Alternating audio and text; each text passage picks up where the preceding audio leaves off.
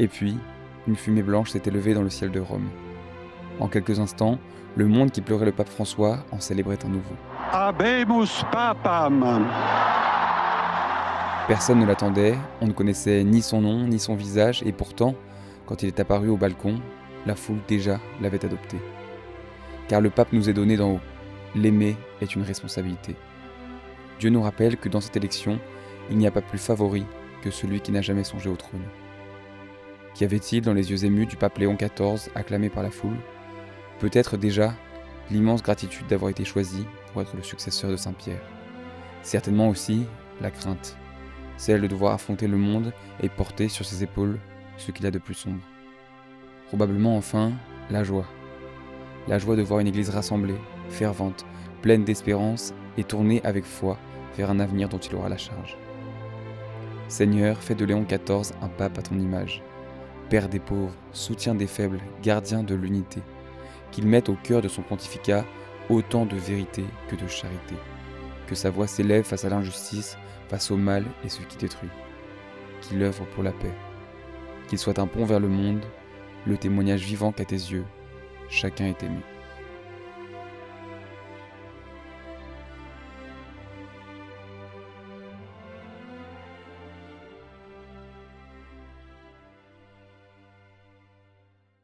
Habemus Papam. Ça y est les amis, nous avons le nom du successeur du pape François.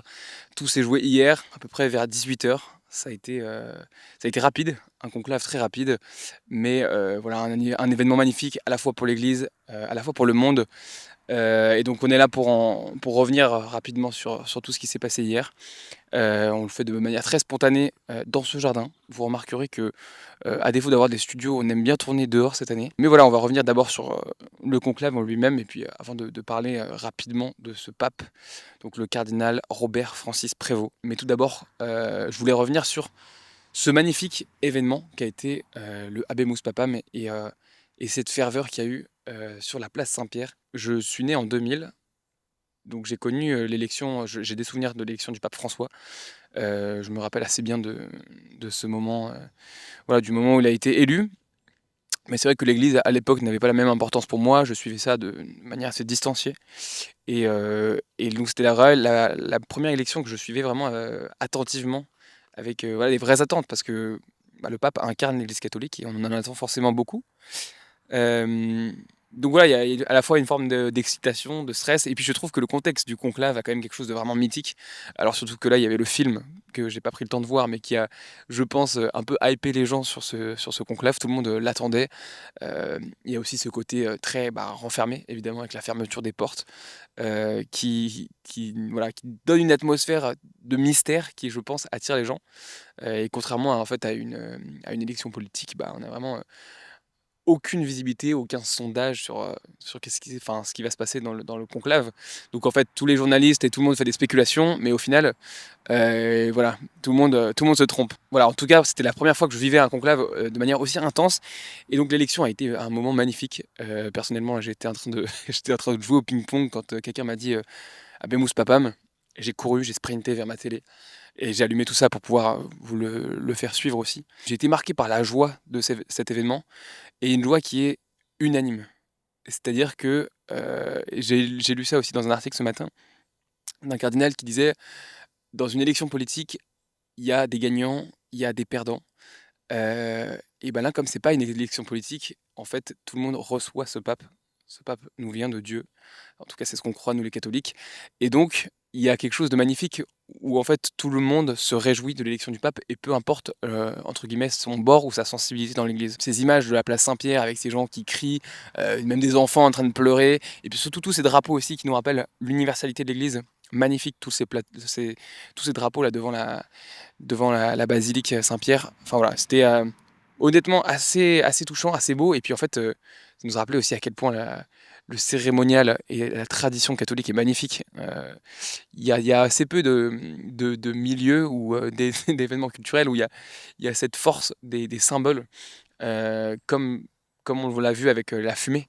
Je trouve que ce principe de fumée, il est quand même incroyable. On ne sait pas du tout ce qui se passe à l'intérieur. On a la fumée qui nous indique est-ce qu'on a un pape, est-ce qu'on n'en a pas. Et là, quand la fumée blanche apparaît, explosion de joie, tout le monde qui s'achemine vers la place Saint-Pierre. Enfin bref, c'est quand même assez marquant et assez exceptionnel. La deuxième chose qui m'a marqué, c'est évidemment la rapidité de ce conclave. Honnêtement, je m'attendais vraiment pas à ça.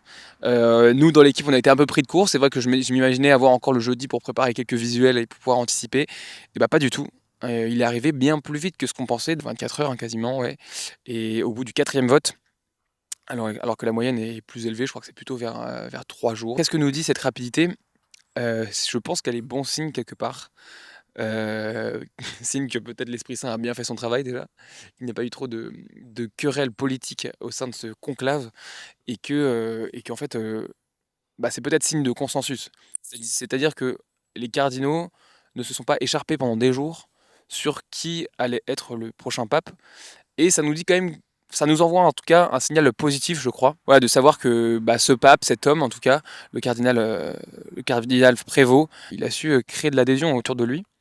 Et rattacher un peu bah, tous les cardinaux. Je crois que je lisais donc ce matin l'interview d'un cardinal qui a participé au conclave sur le Figaro et qui disait que en fait dès le matin du jeudi, donc le matin de son élection, c'est-à-dire le lendemain du début du conclave, les cardinaux savaient déjà grosso modo qu'ils seraient élus dans la journée. Donc il y avait une forme de paisibilité qui a été visiblement assez agréable pour eux. Et, euh, et voilà, je pense qu'un conclave qui aurait duré longtemps nous aurait renvoyé l'image d'une église peut-être un peu plus divisée. Avec les années, on verra ce qui se dit sur ce pape, évidemment. Et j'ose espérer que ça sera, voilà, ça sera le signe d'une église plus unie pour le pontificat qui arrive. Ce qui a aussi été génial dans cette élection, c'est qu'elle a vraiment déjoué tous les pronostics. En tout cas, moi, je m'étais pas mal renseigné sur tous les papabili, comme on les appelle, tous ceux qui sont susceptibles de devenir pape. Et il y avait beaucoup de noms qui ressortaient.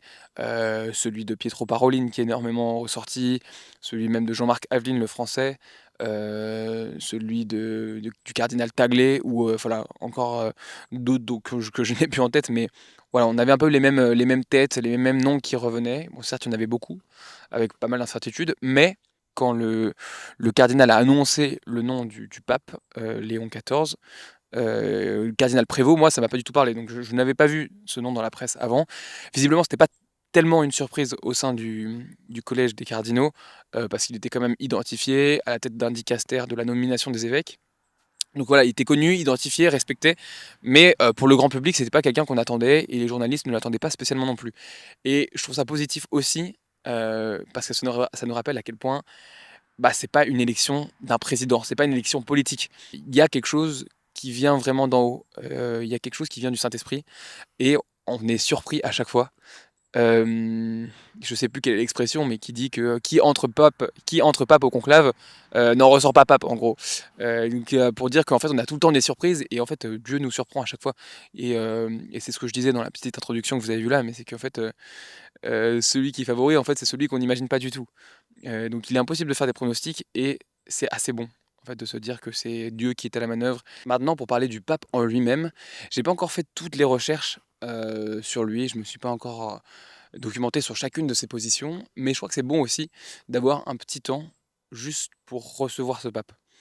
Ce pape nous est donné par Dieu, et si on a foi en l'Église, si on veut suivre l'Église, si on croit vraiment que ce pape nous est donné par le ciel, par le Christ, bah, je crois que dans un premier temps, avant de se demander quel discours il a tenu, etc., c'est bien de prendre ce temps de se dire, peu importe ce qu'il ait pu dire, peu importe quelle est sa sensibilité, j'accepte, je reçois ce pape et je l'accueille. Et ça, j'ai trouvé ça formidable aussi, de voir en fait cette foule qui, devant la basilique Saint-Pierre, en fait, attend un inconnu, un strict inconnu, personne ne le connaît.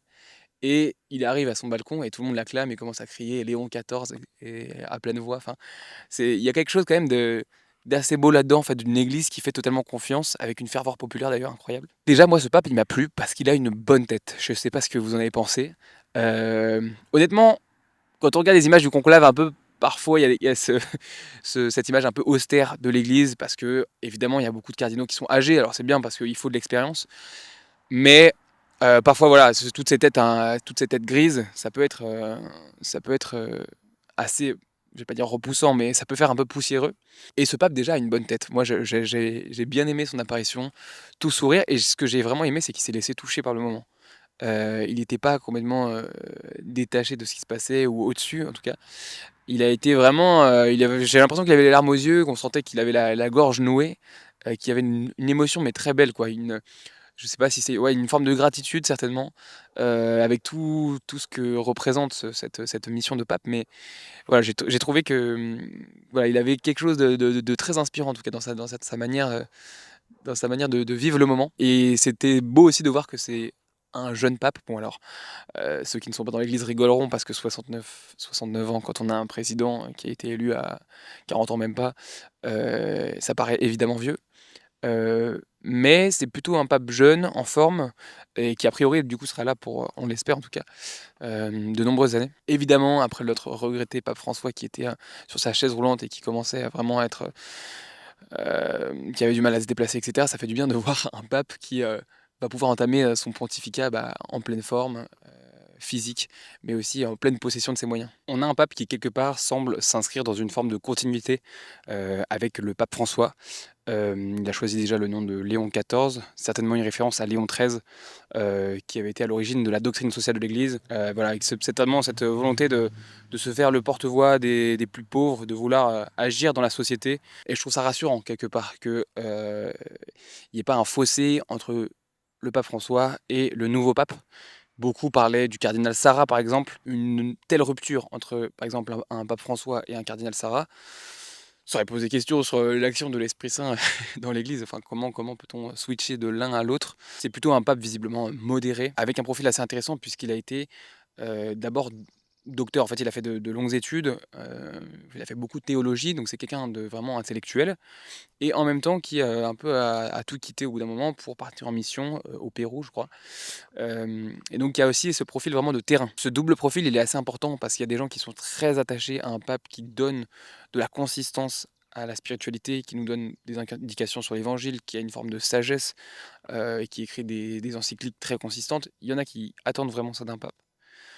Et il y en a qui attendent un pape beaucoup plus accessible, beaucoup plus humain, heu, voilà, qui soit beaucoup plus un pape de contact. Et peut-être qu'avec ce profil-là, on va réussir à avoir un pape un peu hybride, qui peut-être pourrait plaire à tous. Et c'est en tout cas ce que je lui souhaite. Que retenir de sa première intervention?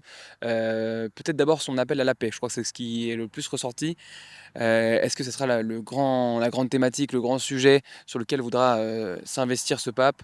Voilà, avec beaucoup de voyages, à faire beaucoup de médiation, on va le voir. On a senti aussi qu'il s'inscrivait dans la continuité de François aussi par, sa volonté de créer des ponts. Dialoguer entre nous catholiques, mais aussi dialoguer avec le monde. Je crois que c'est vraiment un pape qui a l'air en tout cas, d'être un pape missionnaire et ça, c'était très important. Je crois qu'on est dans un moment clé pour l'Église, où elle doit se tourner vers le monde et le pape François l'avait déjà très bien fait.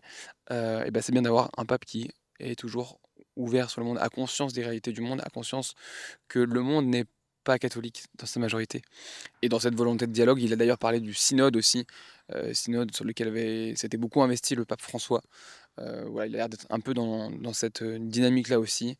Voilà, alors évidemment, les années de pontificat qui vont arriver vont nous donner beaucoup plus d'indications que celles qu'on a aujourd'hui sur ce pape. En tout cas, il m'a fait une bonne impression, et je crois que voilà, il faut qu'on de toute façon le soutienne, peu importe ce qu'on en pense aujourd'hui. Peu importe si vous avez, l'impression d'avoir le même regard que lui sur le monde, sur l'Église.